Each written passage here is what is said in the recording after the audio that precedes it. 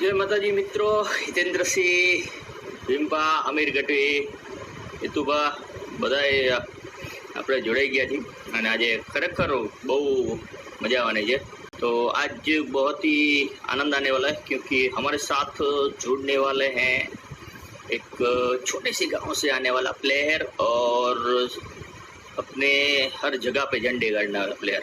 अगर tennis cricket की बात हो, सीजन क्रिकेट की बात हो, हर जगह पे अपना दबदबा कायम कर चुका है। और इस वक्त हमारे लिए एक गर्व की बात है कि वो युगांडा से इंटरनेशनल भी खेल रहा है। तो और उससे भी बड़ी बात है, एक सर्लोट ब्रेड हुआ करते थे जिसकी एवरेज हुआ करती 99.99 और हमारे इसी खिलाड़ी की भी एवरेज ही कुछ ऐसी भी है।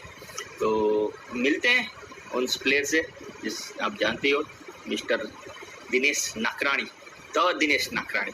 उससे पहले कुछ उसकी फैन की राय भी जानते हैं, देखते हैं क्या है। हम देखिए एक बेहतरीन उम्दा ऑलराउंडर है, कच्छ का उभरता हुआ जानते हैं। बढ़िया, रोज सब क्रिकेट को देखते हैं। रतन गढ़वी, जय माता जी। आनंद प्रजापति सब जुड़ चुके हैं, एक बहुत ही बढ़िया माहौल बनता जाए। आज दिनेश नाकराणी है, क्या कहना चाहोगे? मांडवी के जीटी ग्राउंड में देखा था, बहुत ही बढ़िया प्लेयर हैं।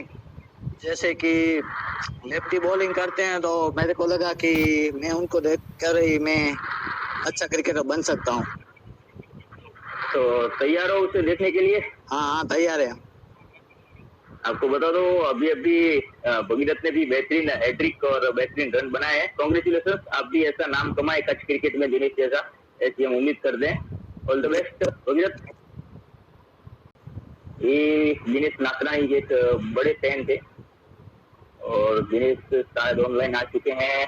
दिनेश, वेलकम दिनेश।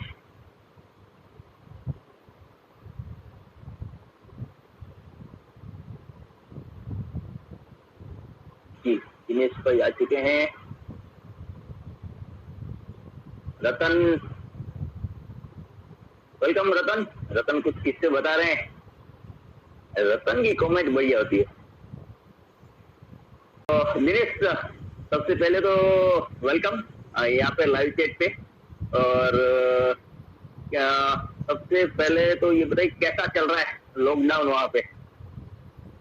यहाँ पे लॉकडाउन की मैं बात करूँ तो एक तरह से तो सब लोग घर में बंधे हुए हैं, लेकिन वैसे देखा जाए तो लॉकडाउन भी इस कंट्री के लिए बहुत जरूरी है, क्योंकि अगर लॉकडाउन अगर नहीं होता तो ये जो वायरस है कोरोना का तो फैल जाता। तो ये हमारे जो साहब है तो उन्होंने जो लॉकडाउन बताया है वो बेहतर डिसीजन है उसका, मैं मानता हूं।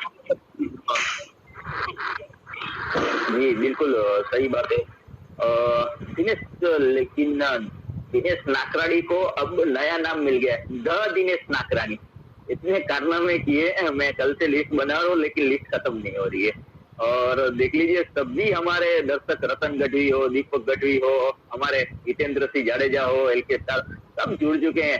तो ये सबसे पहले दिनेश, सब लोग यही जानना चाहते हैं, एक छोटा सा गाँव वीरानी एकदम अंत में पड़ता है नक्सवाड़ा के बाजू में, और वहां से निकलने वाला एक सुपरस्टार दिनेश नाकराणी। तो ये सफर कैसा था, कैसे आपने स्टार्ट किया था, ये कुछ झलकियां में दीजिए।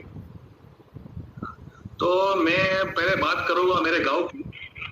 हाँ, गांव छोटा, जरूर छोटा गांव है, लेकिन जो ये पूरे इलेक्शन होता है पूरे इंडिया का, ठीक है, तो ये बात करके गुजरात का सीटों का, तो सबसे बड़ी सीट हमारी अबडासा की है। और अबडासा में सबसे बड़ी और क्या मेरा एमएलए हमारे गांव का है। सोचिए विस्तार है, गांव ने अच्छे अच्छे डॉक्टर्स लिए, गवर्नमेंट एम्प्लॉय दिए, छोटे से गांव में इतने सब उभर के आए।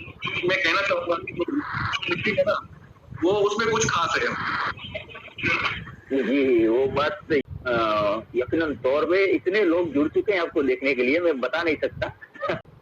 और सबसे एक बार आपका सफर काफी पेचीदा रहा है, लेकिन शुरुआत कहाँ से की आपने? शुरुआत कैसी रही थी आपकी? देखो मैं मेरा पहले कैरेक्टर बताऊं तो मैं तो बहुत शैतान था बचपन में। तो जी। मेरे जो माँ बाप ने सोचा कि यार इसकी शैतानी बढ़ रही है अभी, तो उन्होंने क्या किया कि जी। मेरी स्टडी खत्म हुई तो मुझे भेज दिया गुरुकुल। आप जानते हो कि गुरुकुल बोले तो एक निकली, तो हॉस्टल में मुझे भेज जी। दिया क्योंकि ये थोड़ा सा अच्छा हो तो वापस आए। तो वहीं पे चला गया मैं गुरुकुल। तो क्रिकेट का कोई काम नहीं था, तभी तक मैं क्रिकेट ऐसा इतना ज्यादा नहीं खेलता था। तो गुरुकुल में ऐसा था ना कि रोज खेलते थे बच्चे थे, 700 बच्चे थे गुरुकुल में। तो हम रोज खेलते थे, तो बाद में धीमे धीमे सबको पता चला कि ये तो अच्छा क्रिकेट खेल रहा है, तो 600-700 जन मेरी तारीफ करने लगे। और जब भी वहाँ टीम बनाते थे, मेरे अगेंस्ट में 3 प्लेयर मांगते थे। समझ लो कि उसने किसी ने मुझे मांगा तो उसके अगेंस्ट में उसको 3 करते थे। तो तब मुझे पता चला कि ये लोग इतनी तारीफ कर रहे हैं तो कुछ तो है। तो बस थोड़ा सा वो आ गया कि नहीं क्रिकेट में खेल सकता हूँ ऐसे। तो उसके बाद भी कुछ ऐसे इंसिडेंट हुए कि हर संडे को गुरुकुल के आसपास जो गांव है, तो वहां से जो कॉलेज के लड़के हैं वो खेलने आते थे हमारी टीम के सामने। उसके सामने भी मैंने अच्छा परफॉर्म किया, तो वो भी तारीफ करने लगे। तो मुझे लगा कहीं ना कहीं क्रिकेट में कुछ दम है मेरा। तो तब मैंने सोचा कि क्रिकेट ही खेलना है, तो टेनिस से आगे नहीं बढ़ा जा सकता। तो मैंने क्या किया कि गुरुकुल से स्टडी छोड़ दी मैंने टेनिस के बाद। मैं हाई स्कूल ढूंढ रहा था कि मुझे सीजन क्रिकेट खेलने को मिले, क्या खेल से ज्यादा रुचि हो, तो एजुकेशन भी इतना सारा करना ना पड़े। तो मैंने हमारे जो नखदवा में हाई स्कूल वो पहले से है, तो मैंने वहाँ एडमिशन करवा दिया। तो वहां से मेरा जर्नी स्टार्ट हुआ था। तो पहले मैं कश्मीर में खेला, उसके बाद हिलसिल खेला। तब लोगों ने मेरी तारीफ की कश में, अभी नखत्रा तालुका से तक आ गया था। तो अभी मेरी बहुत तारीफ करने वाले लोग थे। उन्होंने मेरे पापा को भी बताया कि आपका लड़का अच्छा कर रहा है। तो मेरे पापा ने डिसीजन लिया कि भाई एक काम कर, तो कोई बड़ी सिटी में चला जाए, आप ज्वाइन कर ले जहाँ रेगुलर हो रही है। तो उसके चलते मैंने कॉलेज ज्वाइन कर अहमदाबाद में कॉलेज ज्वाइन कर दी। प्रैक्टिस भी वहाँ में स्टार्ट कर दिया था। जी। ओके, तो मतलब आपकी शुरुआत गुरुकुल से होते होते अहमदाबाद तक पहुंची। लेकिन मैं पहले सीजन क्रिकेट की बात करना चाहूंगा। तो आप अंडर 14 हो, अंडर 17 हो, अंडर 19 का हो, उसका आपका एक्सपीरियंस कैसा रहा था? हाँ, 19 में जरूर सिलेक्ट हुआ था सौराष्ट्र में। तो उसके पहले मैं बता दूं आपको कि मैंने जहाँ प्रैक्टिस ज्वाइन की थी, जिस कॉलेज में मैंने एडमिशन लिया था, तो उस कॉलेज में क्रिकेट में नंबर 1 टीम थी हमारी कॉलेज की, HA कॉलेज ऑफ कॉमर्स। तो उसमें क्या हुआ, जब मैंने एडमिशन लिया ना, तो 15 जो स्क्वाड बना ना, उसमें थे 8 प्लेयर करंट रणजी ट्रॉफी। क्या बात। तो उन लोगों के साथ उनके साथ में खेला और अच्छा खासा एक्सपीरियंस उन्होंने मुझे दिया। तो ये सब मैंने प्रैक्टिस जरूर मैं वहां करता था अहमदाबाद, लेकिन मैंने खेलना डिस्ट्रिक्ट तक सिलेक्ट किया। तो वहां से क्योंकि मेरा बोन यहाँ पे सौराष्ट्र में कस्मे से, तो मैं वहां से डिस्ट्रिक्ट खेल सकता हूँ। तो मैंने वहां चालू किया, तो फर्स्ट ईयर भी अच्छा परफॉर्म हो गया। तब मैंने प्रैक्टिस चालू की वहां पे अहमदाबाद। उसके बाद पहले ही साल मैंने अंदर सिलेक्ट हो गया था। जी, तो दिनेश भाई आपने बताया अपना करियर कब से स्टार्ट किया है, लेकिन जहाँ तक याद है थोड़ी सी झलकियां मैं आपसे जानना चाहूंगा। इस वक्त सबसे ज्यादा अगर माहौल चल रहा है तो वो चल रहा है दुबई का। दुबई का सबसे पहले तो कांग्रेचुलेशन, आप इंडिया के 15 प्लेयर में शुमार थे, एक बेहतरीन मौका। और उसके बाद आपने एक वहां की हमारी टीम को लीड भी किया एज अ बेस्ट कैप्टन, अच्छी इनिंग भी खेली। तो वो एक्सपीरियंस जो था आपका, वो माहौल कैसा रहा दुबई वाला? तो सबसे पहले बात करूंगा कि मुझे टीम में शुमार किया गया 15 में, तो मुझे खुशी बहुत हुई थी। लेकिन एक बात का मुझे वो थोड़ा सा था, क्योंकि जो 15 में से 14 प्लेयर है ना, उसके साथ मैं कभी नहीं खेला था, एक भी मैच नहीं खेला हूँ उसके साथ। टीम में अगेंस्ट में खेला हूँ, लेकिन उसके साथ एक भी मैच नहीं खेला था। तो थोड़ा सा वो कंफ्यूजन था कि यार कैसे सेट होऊंगा उस माहौल में। तो जब वो मैच चालू हुई, तो जो ड्रेसिंग रूम में जो माहौल था, क्योंकि आपको पता है कि अगेंस्ट टीम पाकिस्तान थी, तो पाकिस्तान के अगर हम उसके सामने अगर हारते हम, तो समझ लो कि कितना कुछ सुनना पड़ता है। सब सुनाते हैं क्या करना क्या नहीं करना। तो सब प्लेयर को यही थोड़ी सी घबराहट हो रही थी। सब प्लेयर सीरियस हो रहे थे कि भाई कुछ भी हो जाए ये मैच नहीं हारना है। ये पाकिस्तान के सामने मैच तो अगर भाई सब घबराए हुए थे, क्योंकि ये क्रिकेट के हिस्ट्री में पहला इंटरनेशनल मैच था कि जिसमें इंडिया की 15 प्लेयर, पाकिस्तान के 15 प्लेयर बने थे। तो तब में थोड़ी सी मायूसी जरूर थी कि इसको हारना नहीं है, लेकिन हौसला सबका बुलंद था।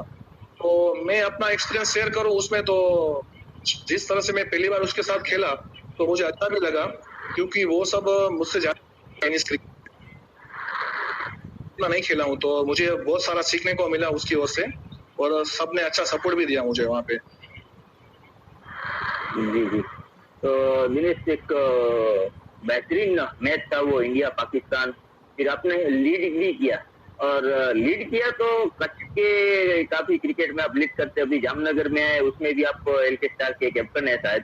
तो कहीं ना कहीं एक मुझे याद आती है सौरव गांगुली की। वो भी एक एग्रेसिव कैप्टन थे, अपने प्लेयर के ऊपर ज्यादातर गुस्सा किया करते थे, एम्पायर पे गुस्सा आया करता था। तो आपका भी ये चेहरा देखने को मिलता है, काफी प्लेयर ने भी मुझे बताया है कि ये कैसे होता है माहौल एंग्री यंग मैन वाला। अरे थोड़ा बताऊं तो क्या है कि जो सीजन क्रिकेट खेलते हैं ना, वो गुस्से वाले ही होते हैं। वो उसमें फिर भी बॉलर, मैं तो ऑलराउंडर हूँ, लेकिन जो बॉलर होते हैं ना, उसमें थोड़ा गुस्सा रहना चाहिए। अगर उसमें गुस्सा रहेगा तो मुझे लगता है अच्छा परफॉर्म कर पाएगा। तो मैं तो ऑलराउंडर हूँ, तो जाहिर सी बात है मैं सीजन क्रिकेट खेला हूँ, तो एज अ बॉलर मुझे थोड़ा गुस्सा आ जाता है। लेकिन मैं आपको बता दूं कि मैं ग्राउंड में गुस्सा करता हूँ, लेकिन ग्राउंड के बाद माफी भी मांग लेता हूँ कि भाई ये गलत मुझसे, मैंने आपको बोल दिया है तो मुझे माफ कर देना। वो मैच का माहौल भी ऐसा था कि मैंने कुछ बोल दिया।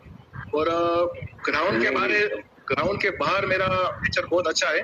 सब लोग कॉल से बात भी करते होंगे, मुझे व्हाट्सएप में बात कर रहे होंगे, तो सबको मैं अच्छा रिस्पॉन्स देता हूँ और प्रेम से बात करता हूँ। सबके साथ मैं प्रेम से बात करता हूँ ग्राउंड से बाहर। जी जी, मतलब ग्राउंड में गुस्सा रहते हैं, बाहर प्यार जता देते हैं, मतलब दिनेश। लेकिन मुझे याद है आप कच्छ क्रिकेट के लिए भी काफी खेले हैं।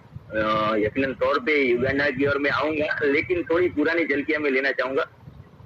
चिराग पाठक जामनगर के बेहतरीन प्लेयर है, मैं उनके साथ प्रैक्टिस उस वक्त किया करता था। तो उन्होंने मुझे बताया था, यार ये आपके कच्छ का एक बेहतरीन प्लेयर है, तो 8वें नंबर पे आया और 50 रन बना के ऐसे चला गया, और उसके बाद वो 2020 का शायद कैंप था, उसकी कुछ यादें मैं आपसे सुनना चाहूंगा। हाँ, तो मैं 19 तो खेल चुका था, और उसके बाद मुझे सीधा मौका मिला जो सोडियम गुजरात करके टूर्नामेंट होती है, उसमें गुजरात रणजी ट्रॉफी की 2 टीम होती है, बड़ौदा रणजी ट्रॉफी की दो टीम होती है, और सौराष्ट्र रणजी ट्रॉफी की 2 टीम होती है। तो मैं सौराष्ट्र की दूसरी टीम में था, तो उसमें चिराग पाठक जो कि बहुत सीनियर प्लेयर है, और 50 से आसपास वो रणजी ट्रॉफी भी खेल चुके हैं, और कोलकाता नाइट राइडर IPL में उसने कैंप भी किया है और स्क्वाड में भी चुके हैं। तो बड़े प्लेयर थे, तो उसके अंदर मुझे खेलने का मौका मिला था। तो एक मैच की सिचुएशन ऐसी हुई थी, मोती बाग जो बड़ौदा में ग्राउंड है, बहुत बेहतरीन ग्राउंड है मोती बाग।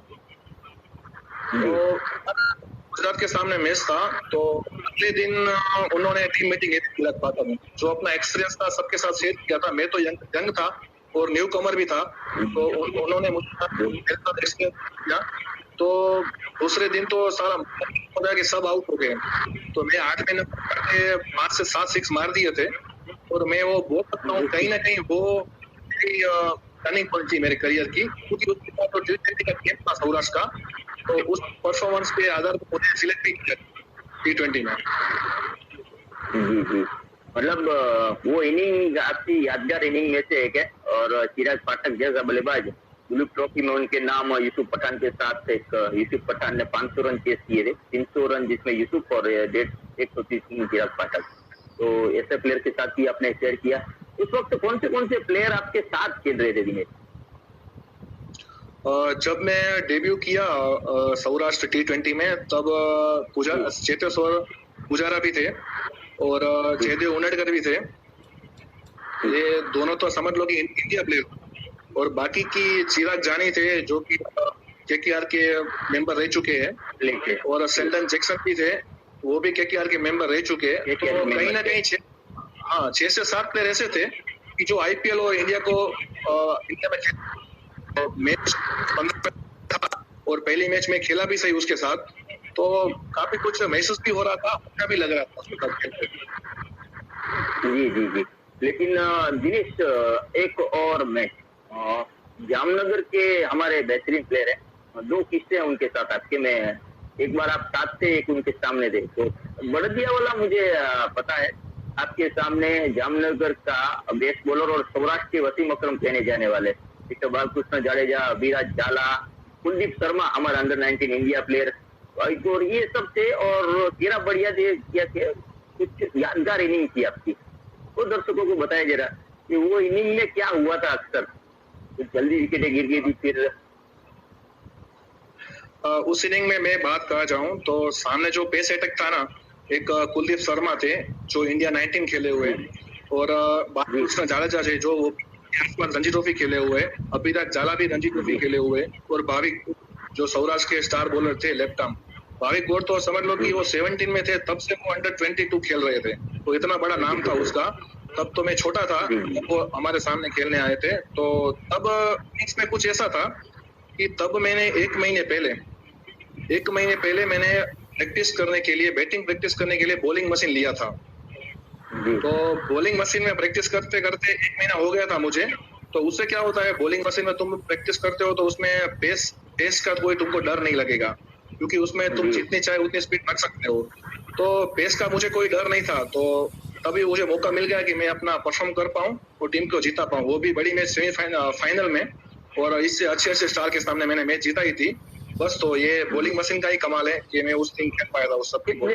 आपने कितने रन बनाए थे और कितनी ओवरों में बनाए थे? कुछ 5 ओवरों में 80 रन की जरूरत थी।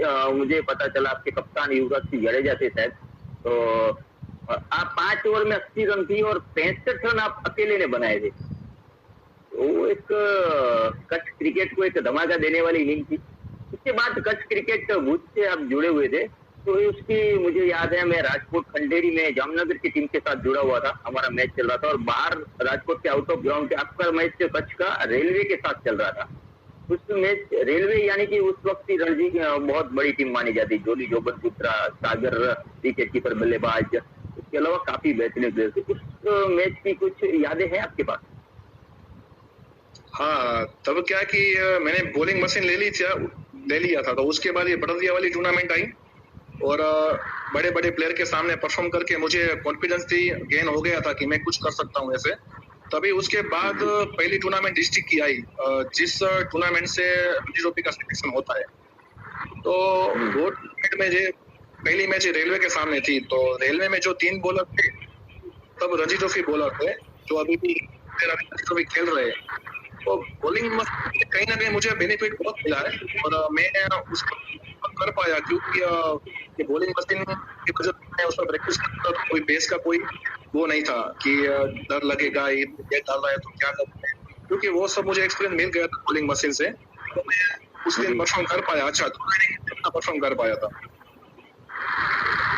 जी ठीक है, मतलब मुझे पता है कि उसमें आप पूरी सीजन में हाईएस्ट रन मेकर थे शायद। उस सीजन में आपने काफी रन, शायद डबल सेंचुरी भी बनाई थी, कच्छ की ओर से पहली डबल सेंचुरी बना बल्लेबाज थे आप, ये सही बात है? हाँ हाँ, कच्छ हिस्ट्री में सबसे पहली डबल सेंचुरी मेरी है, और मैंने 242 रन बनाए थे। और वो टूर्नामेंट की मैं बात करूं तो 3 मैच में मेरे कुल रन थे, टोटल रन थे मेरे 450 रन, 450 रन मेरे करियर के सबसे अच्छे। तो बस अच्छा फील हो रहा था, कुछ ना कुछ हो ही जाएगा जुगाड़। जी जी जी, बहुत बढ़िया।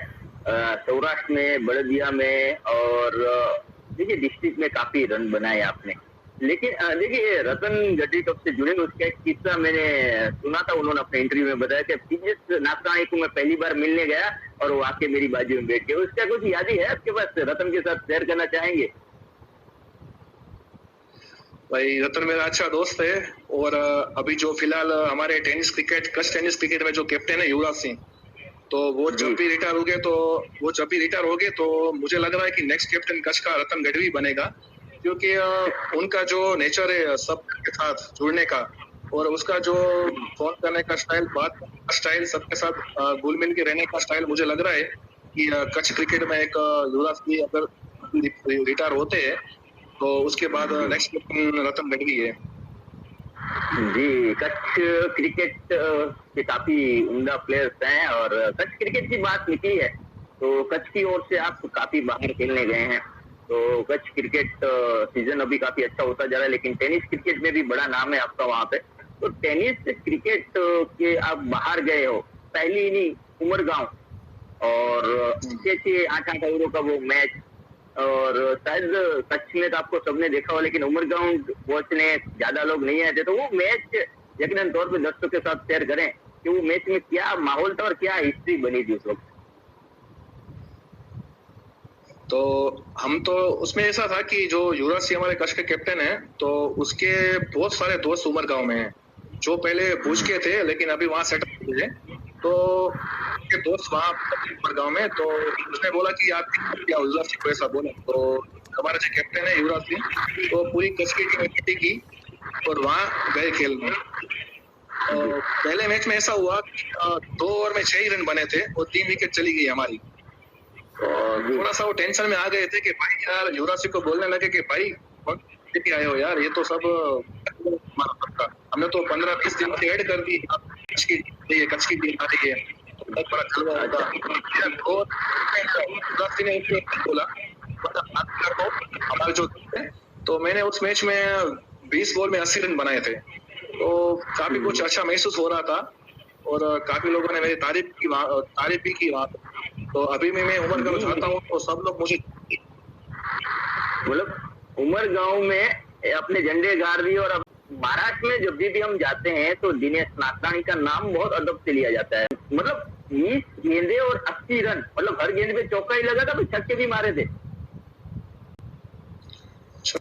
करीब मारे मैंने कि 2 बॉल में 1 छक्का था मेरा, उस एवरेज गिना जाए तो। जी जी जी, मतलब हर लोगों में एक बेहतरीन छक्का आपने लगाया था। मतलब ये सारी टेनिस की यादें काफी है आपके पास, काफी मैच आपने जिताए हैं कच्छ के अंदर। पर मतलब ये पूछना चाहूंगा दिनेश कि आपको फैमिली सपोर्ट कैसा रहा था और किस चीज का सपोर्ट आपको इस करियर में बिल्ड करने को मिल रहा था? दिया या थोड़ा सा नेटवर्क दिक्कत आ रही है नेटवर्क में, तो फिर से जी जी जी कोई बात नहीं। मैं ये आपने हर जगह पे खेला क्रिकेट, बहुत बेहतरीन खेला, लेकिन आपका फैमिली का सपोर्ट कैसा रहा था उस वक्त, और तो जब आपने स्टार्ट किया और उसके बाद किस चीज का सपोर्ट आपको मिलता रहा है?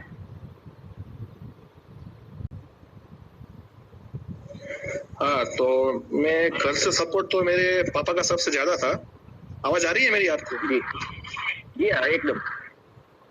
तो हाँ, तो घर से मुझे सपोर्ट बहुत सारा मिला, पापा का मिला मुझे, क्योंकि मैं पटेल से बिलोंग करता हूँ। तो ऐसा होता है कि पटेल होते हैं ना तो जल्दी भी जाते हैं, तो उसको खेलने का ऐसा इतना मौका मैंने देखा हुआ है कि बिजनेस की रीत की वजह से उन लोगों ने कोई करियर आगे नहीं बढ़ाया।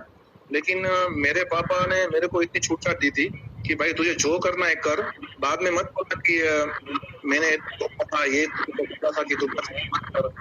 तो फ्रीडम मिली हुई है पापा से मुझे।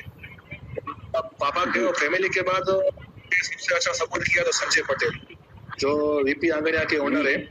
और संजय पटेल भी मुझे बहुत किया है उन्होंने क्रिकेट में। तो ये 2 जन का बहुत दिल से आभार मानूंगा। मेरे पापा तो मेरे साथ ही है और संजय भाई का भी मैं यहाँ पे शुक्रिया अदा करना चाहूंगा। वो अभी भी मेरे साथ ही है हरदम, जो फाइनेंशियल प्रॉब्लम हो या कुछ और रियल लाइफ में प्रॉब्लम हो तो हमेशा मेरे ऑलवेज मेरे साथ कभी नहीं छोड़ते, अभी भी मेरे साथ ही है।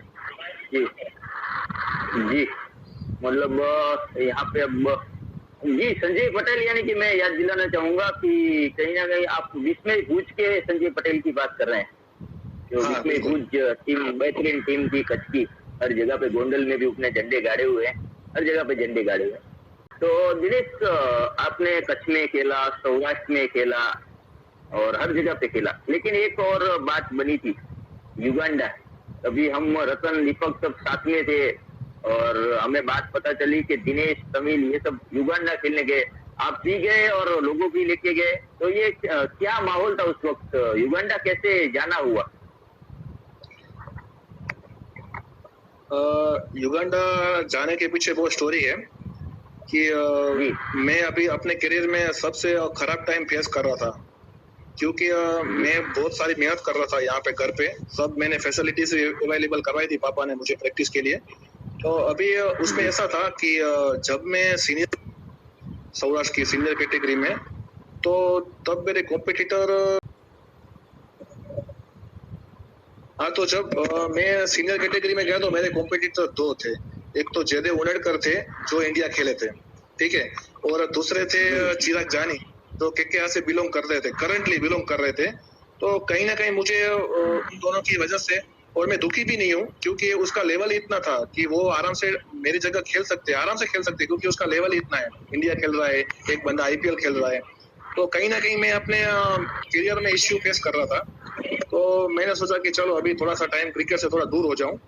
तो उनके बाद भावेश खेरे जो सौराष्ट्र के स्टार है और सौराष्ट्र के भगवान है क्रिकेट में, तो उन्हों को एक अपॉर्चुनिटी आई कि युगांडा से कोई टूर्नामेंट हो रहा है और टेनिस का सबसे बड़ा टूर्नामेंट हो रहा है ईस्ट अफ्रीका का, तो उनमें से आपको 4-5 प्लेयर लेके आना है।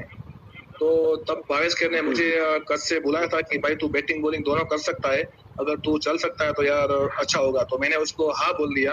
तो युगांडा जाने का रीजन मैं सबसे पहले थैंक यू भावेश खेर को कहना चाहूंगा कि उन्होंने मुझे युगांडा लेके गए। और उसके बाद क्या हुआ कि वहाँ जो टूर्नामेंट होता था ना, वो 1.5 महीने चलता था। टेनिस का टूर्नामेंट 1.5 महीने चलता था, क्योंकि लीग मैचेस इतनी बड़ी थी वहाँ पे, 5-6 लीग मैच होती थी वहाँ पे। तो के बीच तो सीजन वाला माहौल है, जो क्लब क्रिकेट खेला जाता है वहाँ पे युगांडा में। तो वहाँ पे हमारा एक क्लब था, कच्छियों का क्लब था, कच्छी टाइगर करके क्लब है, उसके ओनर परेश भाई है और कैप्टन अल्पेश भाई है। तो मुझे पहले से जानते थे, बिलोंग कर रहे थे कि उन्होंने बताया कि अगर आप लोग 1.5 महीना यहाँ पे आए हो तो क्यों ना आप हमारे सीजन भी साथ, क्योंकि वो नाइट होता था, रात को होता था और दिन में कोई हमको काम नहीं था। तो उन्होंने बताया कि आप सीजन भी खेलो हमारे क्लब से, तो हमने एक्सेप्ट कर लिया, चलो हम खेलते हैं सीजन। तो उनके बाद ऐसा हुआ कि हमारी मैच अजीज दामानी के सामने थी। तो उसके जो कैप्टन और कोच थे, आपने नाम सुना, जो कि लेजेंड है अफ्रीका के, 20 किलो। एक इंसिडेंट ऐसा हुआ कि उनके सामने मेरी अच्छी इनिंग आ गई एक सीजन बॉल में। तो अच्छी इनिंग आई थी, लेकिन जो बड़ी टीम थी अजीत दामानी के सामने अच्छी टीम आ गई और इनिंग भी मेरी अच्छी आ गई। तो स्टीव डिकोलो ने थोड़ा सा पूछे कि तू अगर तेरा अभी फ्यूचर प्लान क्या है, अगर तेरा कोई फ्यूचर प्लान न हो तो युगांडा जो कंट्री है वो 5 प्रोफेशनल प्लेयर ढूंढ रही है कि उसको हम यहाँ पे और खिलाएंगे इंटरनेशनल टीम में। और मैंने सोचा कि अभी इंडिया में मेरा बाकी नहीं रहा है, कॉम्पिटिटर भी करते हैं वहाँ पे, क्यों ना डायरेक्ट आईसीसी की टूर्नामेंट खेलने को। तो मैं वो मौका मैंने एक्सेप्ट कर लिया और मैं अभी वहाँ पे उसकी इंटरनेशनल टीम में सेटल हो गया। तो बस रीजन यही था कि पहले सपोर्ट मुझे भावेश खेर ने किया, उसके बाद मुझे वहाँ सपोर्ट रणमल भाई केसवाला है जो केसवाला ग्रुप कंपनी के ओनर है, उन्होंने तो सपोर्ट बहुत सपोर्ट किया और उसका सपोर्ट अभी भी चालू है। उसने तो लाइफ टाइम के लिए सपोर्ट दे दिया है, जो पोरबंदर से बिलोंग करते हैं, मेयर है रणमल भाई केसवाला। तो हमको तो लाइफ टाइम सपोर्ट दे दिया है कि जब भी आप युगांडा आओगे तो आपके रहने का खाने पीने का हम लोग करेंगे। और एक मैं कहना चाहूंगा रणबल भाई केसवाला और दूसरे परेश भाई है जो कच्छ के बिलोंग करते हैं, ये युगांडा में ये जो 2 लोग ने मुझे बहुत सपोर्ट किया, अभी भी लाइफ टाइम के लिए वो सपोर्ट करेंगे, ऐसा भी उसने प्रॉमिस किया है मुझे। जी जी जी दिनेश, काफी बेहतरीन, मजा आ रहा है। तो अभी आगे बढ़ते हैं। दिनेश, युगांडा आपको भावेश खेर लेके गए, लेकिन हमें एक और बात पता चली है कि आपने वहां पे बेहतरीन क्रिकेट, बेहतरीन शतक लगाए हैं, और मैं उसके बाद उसके ऊपर आऊंगा, एक जो बड़ा रिकॉर्ड मुझे देखने को मिला है। तो लेकिन वहां पे एक्सपीरियंस कैसा रहा था आपके, कैसे रन बनाए, कौन सी मैच खेली, और ये लोग जानना चाहते हैं कि आपने वहां पे कैसे क्रिकेट खेला है, किसके सामने क्रिकेट खेला है। तो क्रिकेट की बात करूं मैं, तो मैंने आपको बताया कि मैं जहाँ क्लब क्रिकेट खेला तो उसमें मेरी 4 से 5 इनिंग जो कि 6 मैच में 4 से 5 इनिंग मेरी अच्छी आई। और युगांडा भी अच्छे प्लेयर ढूंढ रही थी कि जो हमारे टीम से खेल सके, और वो प्रोफेशनल प्लेयर को ढूंढ रहे हैं। अभी फिलहाल युगांडा में 3 पाकिस्तान से बिलोंग करते हैं प्लेयर और 2 इंडिया से करते हैं प्लेयर। तो हमने 5 जन ने साथ में क्रिकेट खेलना चालू किया एज अ प्रोफेशनल। तो हमारा कहीं ना कहीं हमको पहले जब हमने खेलना चालू किया तब हमको T20 स्टेटस नहीं मिला था आईसीसी की ओर से। तो पहला टूर हमारा था आईसीसी वर्ल्ड कप क्वालिफायर के लिए। तो पहला डेब्यू मैच केन्या के सामने था। केन्या आप जानते हैं कि एक बेहतरीन टीम है। तो जो 2011 में क्वालिफायर राउंड खेलने आई थी, वर्ल्ड कप से पहले जो खेला जा रहा है राउंड, क्वालिफायर राउंड इंडिया में जो वर्ल्ड कप हुआ था, तब भी केन्या की टीम क्वालिफायर राउंड के लिए पहुंची थी। इतनी बड़ी टीम थी केन्या की। तो कहीं ना कहीं उस टीम में 7 प्लेयर जो थे तो वो अभी करंट खेल रहे हैं अभी केन्या की टीम में। तो पहली मैच उसके सामने थी, हमारी सामने डेब्यू मैच थी। थोड़ा सा वो घबराहट हो रही थी, थोड़ा सा मायूस सा महसूस हो रहा था कि यार ये तो बहुत बड़े प्लेयर है, आईसीसी की टूर्नामेंट है, आईसीसी का इवेंट है, तो क्या करे क्या ना करे। तब मैंने सोचा कि चलो हम प्रिपेयर हुए अच्छे से ट्रेनिंग से, तो बस वही बेसिक चीज करनी है वहां पे और कुछ नहीं करना है। तो बस ऐसे करके कूद पड़े हम लोग। क्योंकि तब लुकास करके बॉलर था, तो वो भी 140 के आसपास डाल रहा था केन्या का। तो क्योंकि इतनी स्पीड पहली बार देखी थी मैंने, 140 बहुत टाइम बाद देखी थी। और हमारी टीम में जो पाकिस्तान के जो गेंदबाज है वो भी 140 डाल रहे हैं, बिलाल करके है। तो कहीं ना कहीं प्रैक्टिस अच्छी हुई थी, तो हम मैदान में कूद पड़े। भगवान का बस आशीर्वाद रहा उसमें, क्योंकि उस टूर्नामेंट में मैं सबसे हाईएस्ट रन स्कोरर करने वाला प्लेयर बन गया। और मेरा डेब्यू मैच था केन्या के सामने, 88 नॉट आउट बनाए थे। और लास्ट मैच भी केन्या के सामने था, 102 नॉट आउट बनाए थे, जिनमें हम लोग 200 रन चेस कर रहे थे सामने। जी जी, क्या बात। फिर वहाँ पे कितने मैचेस जीते आप? उसमें हम क्वालिफाई हो गए थे ईस्ट अफ्रीका में, लेकिन जो अभी जो ऑस्ट्रेलिया में जो वर्ल्ड कप होने वाला था T20, वहां तक क्वालिफाई करने के लिए हम फाइनल राउंड में 1 रन से हार गए थे। 1 रन से हमारा सपना भी टूट गया था। पर अच्छी बात वो थी कि 2019 से आईसीसी ने हमको T20 स्टेटस दे दिया, इंटरनेशनल। क्या बात, कांग्रेचुलेशन। तो अभी हाँ थैंक यू। और अभी हम जो भी T20 खेल रहे हैं ना, वो हमारे करियर में भी लिखा जाएगी कि भाई दिनेश नागराणी इतनी T20 खेला, इतने रन बनाए, इतने रैंकिंग भी है, वो हमारे लिए अच्छी चीज हो गई। आपके लीग मैचेस थे वहाँ पे, तो कौन सी टीम आपके लीग मैचेस में थी? हाँ अभी मैं रिसेंटली टूर था हमारा आईसीसी का, जो ओमान में था। तो वो टूर था हांगकांग में, लेकिन वहाँ पे आपको पता हो कि वो चाइना वाले थोड़ा सा इंटरफियर कर रहे थे, वो आंदोलन भी वहाँ पे चल रहे थे वहाँ पे। तो आईसीसी ने लास्ट टाइम पे वेन्यू ओमान में चेंज कर दिया था। तो हमारी जो रिसेंटली जो आईसीसी की टूर्नामेंट थी ओमान में थी।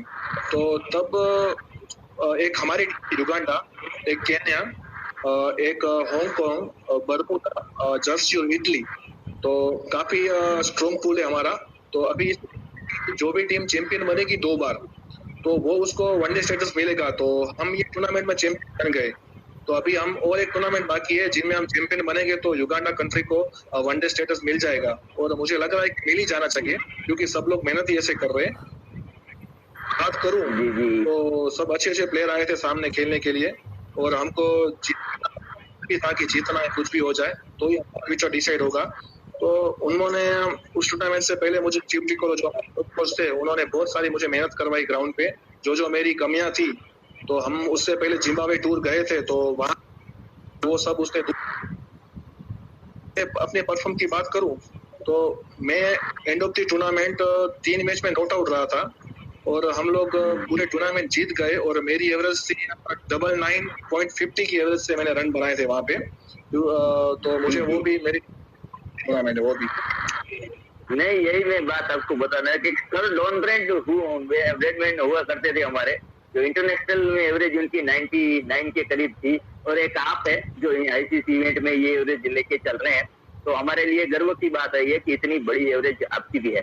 तो दिनेश, सीजन क्रिकेट काफी आपने अच्छा खेला है, आईसीसी इवेंट अब खेल रहे हैं, तो यही दुआ करेंगे कि जल्द से जल्द आपको वनडे भी मिल जाए, और जल्द से जल्द हम आपको सभी वर्ल्ड कप में देखें, इंटरनेशनल मैच में भी देखें।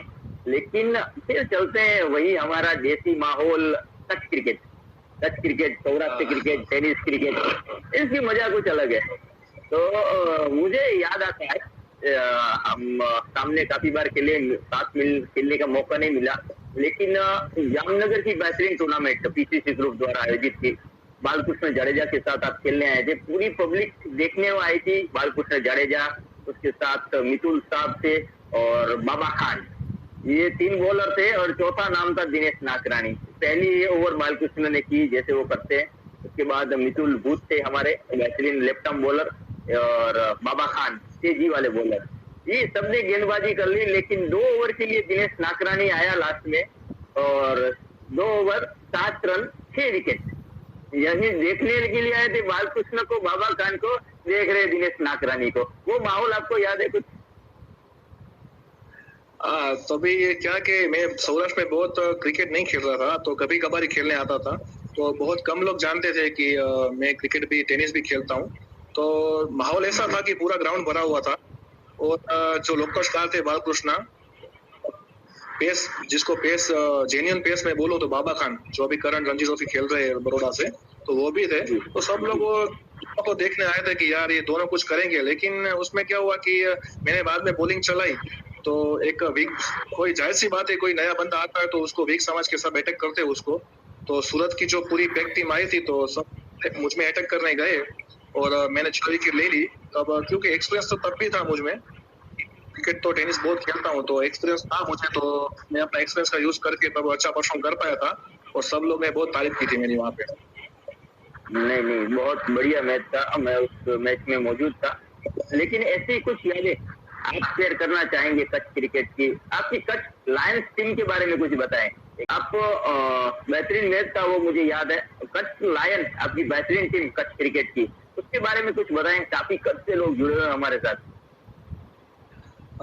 कच्छ लायन की बात करूं तो कच्छ लायन को पूरा कच्छ सपोर्ट करता है और सब हमारी समझ लो कि टूर्नामेंट में तीसरी चौथी मैच होती है 2-3 बजे, फिर भी हमको सपोर्ट करने के लिए पूरा ग्राउंड भरा रहता है। तो कहीं ना कहीं सबकी कच्छ के जो लोग हैं उसकी ब्लेसिंग हमारे साथ है। तो मैं कच्छ लाइन में बात करूं तो 1 से 11 प्लेयर ऐसे हैं कि सब बैटिंग कर सकते हैं और बॉलिंग भी कर सकते हैं, सब ऑलराउंडर से भरी हुई टीम है। तो कच्छ लाइन में खेलने का मजा आता है और हम जब उसकी टीम लेके बाहर खेलने गए तो हमको रिजल्ट बहुत अच्छा मिला है। समझ लो कि 90% मिला है हमको कि हम जब वो टीम लेके जाते हैं उसका रिजल्ट हमारा कॉम्बिनेशन है, हमारा जो कच्छ लाइन का सब प्लेयरों का वो काफी अच्छा है। तो हम जब साथ में खेलते हैं तो कहीं ना कहीं जीतने के चांस बढ़ जाते हैं हमारे। दिनेश, बहुत कृष्णा सातपुते हमारे साथ जुड़े हैं इस वक्त और वो बता रहे हैं, दिनेश भाई कैसे हो? कृष्णा सातपुते से मैं बहुत मायूस था जब मैं इंडिया में सिलेक्ट हुआ, तो मेरे साथ भी बैठे थे, मेरे से बातचीत भी की थी, तो मुझे उनके साथ बहुत अच्छा खासा एक्सपीरियंस उसने मुझे दिया, क्योंकि वो टेनिस क्रिकेट में ऐसा भगवान, ऐसा गॉड है पूरे इंडिया में, क्योंकि सबसे ज्यादा फैन फॉलोइंग बोलूंगा तो कृष्णा सातपुते की है पूरे इंडिया में। बस उसका उसकी इनिंग देख के कुछ ना कुछ हम सीखते हैं टेनिस में। जी, थैंक यू कृष्णा भाई, आप जुड़े हैं हमारे साथ इस वक्त। और दिनेश, करीबन 12 मैच हमारे पास शेष है। आपको मैं 1 घंटे में बता नहीं पाऊंगा लोगों को कि आपने क्या किया है, लेकिन तौर पर मैं एक दिन और आपसे चाहूंगा कि एक दिन और फिर से हम मिलेंगे। लेकिन इस वक्त थोड़ी अभी थोड़ी मिनट है तो उसमें ये बातें करना चाहूंगा, आप किसको देख के क्रिकेट सीखते थे और किसको अपना आइडियल मानते थे? स्टार्टिंग की बात करूं तो गुरुकुल में तो कुछ पता नहीं था कि क्या क्रिकेट में कौन अच्छा है कौन अच्छा नहीं है, क्योंकि उसके पहले क्रिकेट काफी कुछ दूर था, मैं तो ऐसे ही बेसिकली खेल रहा था। जब सीजन चालू किया तो मैं एक ऑलराउंडर बनना चाहता था, कि मुझे पता था कि फ्यूचर में ऑलराउंडर की जरूरत ज्यादा होगी, कोई पर्टिकुलर बैटिंग और बॉलिंग से अच्छा है कि तुम ऑलराउंडर बनो। तो मैं कहीं ना कहीं ऑलराउंडर बना था। तो जो प्लेयर है एलबी मोरकल है जो साउथ अफ्रीका से बिलोंग करते हैं, उसको देख के मुझे ऑलराउंडर बने की बहुत सारा वो हो गया था कि मैं ऑलराउंडर बन सकता हूँ उनके जैसा, वो मेरे आइडियल थे। और मुझे वो जो अभी फाइनल क्वालिफायर हुआ आईसीसी का इवेंट का, तब वो नामीबिया के कोच भी थे, उनके साथ में मिला भी था और मैंने फोटो भी शेयर किए थे। तो अभी समझ लो कि वो मेरा आइडियल है। और वो मुझे सामने मिल गया, क्योंकि मेरा रूम और उसका रूम सामने सामने थे होटल में। तो हमने समझ लो ना कि जो 10 दिन का टूर उनसे बात की, कुछ ना कुछ सीखा मैं उससे। तो कहीं ना कहीं मैं अपना ऑलराउंडर आइडियल पहले पहले मानता था उसको, लेकिन अभी तो समझ लो कि स्टोक को मानता हूँ मैं, बेन स्टोक को और हार्दिक पांड्या को, क्योंकि वो सबसे पहले ऑलराउंडर है। जी जी जी 110%।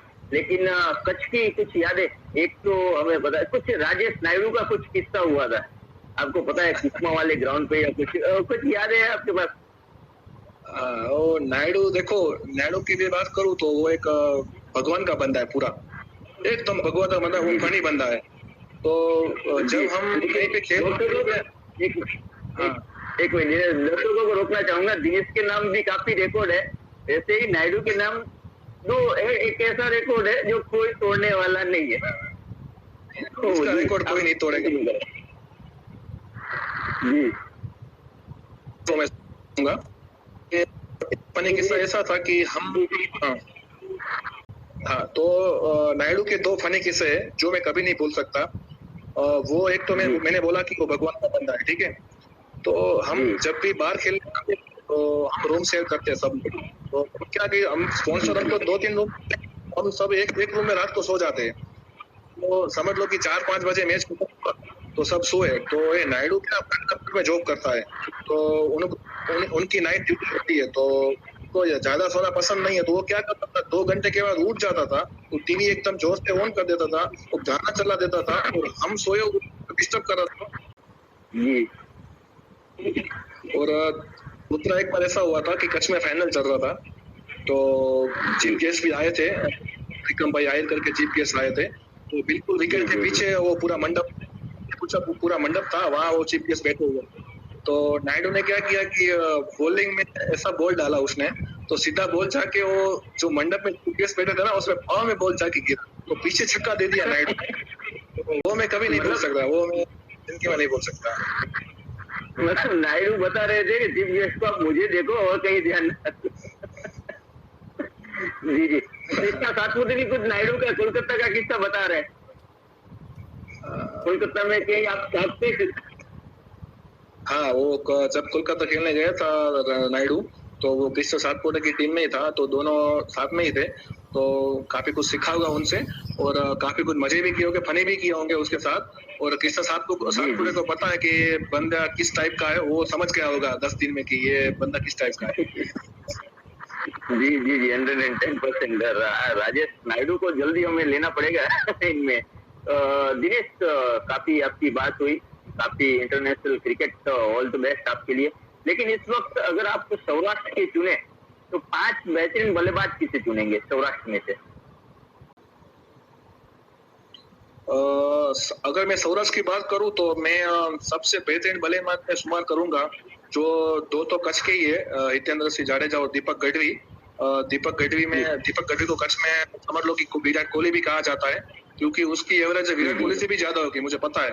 वो रन बनाए उसने कच्छ में, और ये दोनों का मैं शुमार करूंगा। और सौराष्ट्र से तो समझ लो कि भावेश खेर है, उसका भी अच्छा टाइम चल रहा है, अभी बहुत अच्छा टाइम चल रहा है। और उसके बाद शकील संजत है, वो भी अच्छी सौराष्ट्र में। और बाद में मैं बात करूंगा कुलदीप रावल की, जो एवरग्रीन है कुलदीप रावल, मेरे फेवरेट भी। और उसका फॉर्म तो मुझे पता नहीं है कब खराब हुआ, उसका फॉर्म चलता ही रहता है। तो कुलदीप रावल भी बेहतर बल्लेबाज है, तो ये बल्लेबाजों को मैं सिलेक्ट करूंगा। जी जी। Best 5 bowler? बेस्ट 5 बॉलर तो 2 तो हमारे कच्छ के ही है, सुरेश तामिल और राजेश नायडू। और उसके बाद में अगर कोई अच्छी बॉलिंग डाल रखते हैं तो कमल जाडेजा है, जो पोरबंदर से बिलोंग करते हैं। और तीसरा, और 2 में तो 2 का आगे पीछे हो रहा है अभी 2 का तो मैं नहीं, कमल जाडेजा है, और एक राजदीप दरबार करके है, जहाँ पे जो गोंडा से बिलोंग करते हैं, वो भी अच्छी बॉलिंग डालते हैं। तो राजदीप दरबार पहले से जी जी जी। तो दिनेश, काफी मजा है आपके साथ। आपको कैसा लग रहा है ये लाइव चैट कॉन्सेप्ट, कैसा लग रहा है सौराष्ट्र के प्लेयर के साथ? जी, लाइव चैट आपको ये कैसा लग रहा है? और कैसा है, मजा आ रहा है लाइव चैट लोगों के साथ? आपकी कुछ शेयर करेंगे कि आपको ये कॉन्सेप्ट कैसा लग रहा है? मैं पहली बार लाइव आया हूँ और मुझे ये कॉन्सेप्ट बहुत अच्छा लग रहा है। तो अभी मैं गुजरात, अभी ये टू स्टार जो दो चैनल है, टू स्टार और एलके स्टार, जो एलके स्टार की मैं बात करूं तो एलके स्टार तो भाई छाए हुए, सब जगह छाए हुए। हम दुबई खेलने गए थे, कोई ऐसा नहीं बोल रहा था कि भाई तुम लोग ये टीम, तब बोल रहे तुम एलके स्टार के प्लेयर। तो अभी एलके स्टार ने जो 2 साल में जो नाम किया है, काफी तारीफें लायक है, बहुत तारीफ करते हैं उनके एलके स्टार की। स्पॉन्सर भी, ओनर भी अच्छे हैं। तो समझ लो कि ये टू स्टार और एलके स्टार में मैं बहुत आभारी हूँ कि इन्होंने ये लॉकडाउन के टाइम ये चालू किया चैनल। उसकी एक वजह है कि हम लोग जहाँ भी खेलने जाते हैं, हमारी फैन फॉलोइंग होती है वहाँ पे, लेकिन कोई हमारा फैन हमसे ज्यादा बात इंटरव्यू के जरिए और हमारी जो जर्नी है, हमारी जो पसंद है, हमारी जो नापसंद है, वो आराम से हमारे फैन जान सकते हैं कि भाई ये क्या क्या पसंद करते, नहीं करते, इसकी जर्नी कैसी रही, तो सब। जी वो एक प्रश्न आपका जी कि आप गुजरात टेनिस क्रिकेट एसोसिएशन है जो, आप उसके कैप्टन है, जी तो आप ये कैसे मैनेज कर पाते हैं कि ये लाइव इंटरव्यू और कैप्टन और सब इवेंट्स हो, आपको कैसा महसूस हो रहा है, वो मैं आपको पूछना चाहता हूँ। नहीं, एक्चुअली दिनेश मजा आता है। क्रिकेट पहले से खेले हैं, मैं भी आपके बाजू के गांव से क्रिकेट स्टार्ट किया हूँ, नखत्राना से, कच्छ से ही। तो वहीं से क्रिकेट मुझे वास्ते में मिला है और जामनगर से डिस्ट्रिक्ट खेला, कच्छ से डिस्ट्रिक्ट खेला। लेकिन उसके बाद रविराज सिंह जडेजा से मिलना हुआ, वो अभी गुजरात सेक्रेटरी है टेनिस क्रिकेट के, उनके द्वारा मुझे चयन किया गया और गुजरात 3 बार खेल चुका हूँ मैं और इस वक्त कैप्टन हूँ लास्ट गोवा में। और मजा आता है टेनिस, और अंडर 14 और 17 के बच्चों के लिए मैं सिलेक्टर हूँ। और ये तो हमारा एक टाइम पास है आप लोग के साथ जुड़ने का। और टू स्टार चैनल इसीलिए चालू की है कि जो हमारे सही में स्टार है, जिसको हम देखते हैं रोज और जिसके साथ खेलते हैं, उस स्टार को कहीं ना कहीं दिखाया जाए। और एलके भाई भी उसमें काफी बढ़िया सपोर्ट दे रहे हैं इस वक्त। तो थैंक यू एलके एंड सभी क्रिकेटरों का भी थैंक यू कि क्रिकेट के बिना क्रिकेटर अधूरा है, चाहे कहीं भी हो क्रिकेट जरूर ढूंढ लेता है। जी सही और है। आपकी मेमोरी शेयर करना चाहो? लास्ट में मैं यही कहूंगा कि जो मेरी क्रिकेट जर्नी बहुत स्ट्रगलिंग रही है और मैं सपोर्ट भी करता हूँ, और मैं अपने फैन को यही कहना चाहता हूँ कि अगर आपको कोई क्रिकेट में इश्यू हो और सीजन क्रिकेट के बिलोंग, तो आप मुझे बिंदास फोन कर सकते हो। और कुछ सीखना हो या कुछ करना हो, क्योंकि इसमें ऐसा होता है नहीं कि जो मैं 10 साल से क्रिकेट खेल रहा हूँ, जो 10 साल में जो मैंने एक्सपीरियंस गेन किया है, वो मैं आपको तुरंत दे सकता हूँ। अगर आप समझ लो कि अंडर 16 खेल रहे हो, अंडर 19 खेल रहे हो, तो आपको एक्सपीरियंस के लिए आपको बहुत सारा क्रिकेट खेलना पड़ेगा, लेकिन जो जितने साल से मैं क्रिकेट खेल रहा हूँ, उसका जो एक्सपीरियंस है मैं आपको तुरंत गेन करवा सकता हूँ। तो मैं फैन से यही गुजारिश करूंगा, किसी को कोई मेरे लिए कोई काम हो, क्रिकेट के बिलोंग कोई क्वेश्चन हो, तो आप मुझे आराम से बिंदास फोन कर सकते हैं। जी रतन गढ़ी जरूर करेंगे आपको बॉलिंग मशीन के लिए।